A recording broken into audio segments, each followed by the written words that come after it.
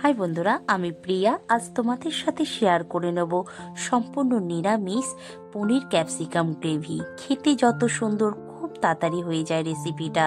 সবার প্রথমে একটা পাত্রের মধ্যে নিয়ে নিলাম 2 চামচের মতন সাদা তেল, সামান্য একটু কেশরি মেথি, সামান্য হলুদ, নুন, সবই কিন্তু অল্প দেবে এখানে, এটা কারণ ম্যারিনেশন করব সেই কারণে।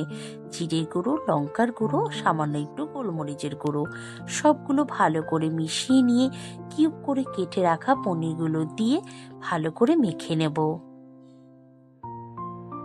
ভালো করে মেখে প্রায় আমি 10 মিনিটের জন্য রেস্ট রেখে দেবো। তাহলে পনিরের ভিতরে মশলাটা খুব ভালো ঢুকে যাবে।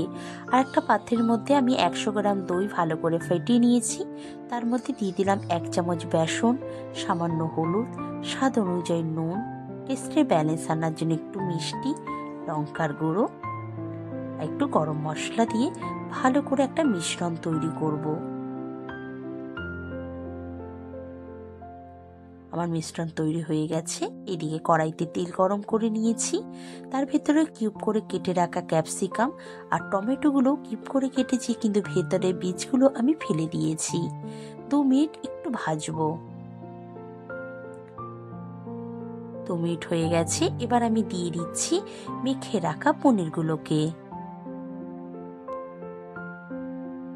পনিরটাকেও প্রায় আমি 2 থেকে 3 মিনিট বারবার নাড়াচাড়া দিয়ে ভেজে নেব। দেখবে পনির ভাজতে ভাজতে আমাদের ক্যাপসিকাম আর টমেটোগুলো নরম হয়ে যাবে। ভাজা হয়ে গেছে, এগুলোকে তুলে নিচ্ছি।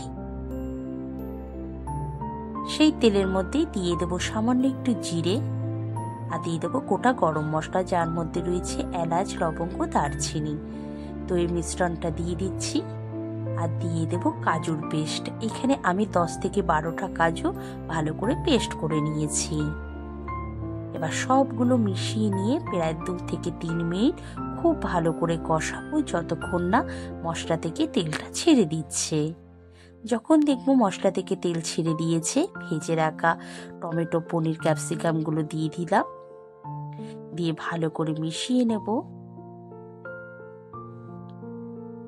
ভালো করে মেশানো হয়ে গেলে দিয়ে দেবো সামান্য একটু উষ্ণ গরম জল। যে কোনো পনিরের রেসিপিতে একটু উষ্ণ গরম জল দিলে তার টেস্টটা খুব ভালো থাকে। এবার 2 থেকে 3 মিনিট খুব ভালো করে ফুটিয়ে নিয়ে যখন একটা গ্রেভি চলে আসবে, আমাদের এতটাই গ্রেভির প্রয়োজন, এবার দিয়ে দিচ্ছি ধনেপাতা কুচি।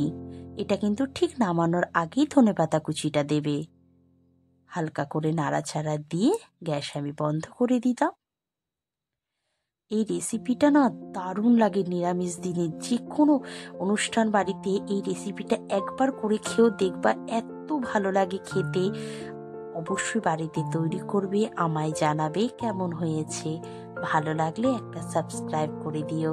Thank you so much.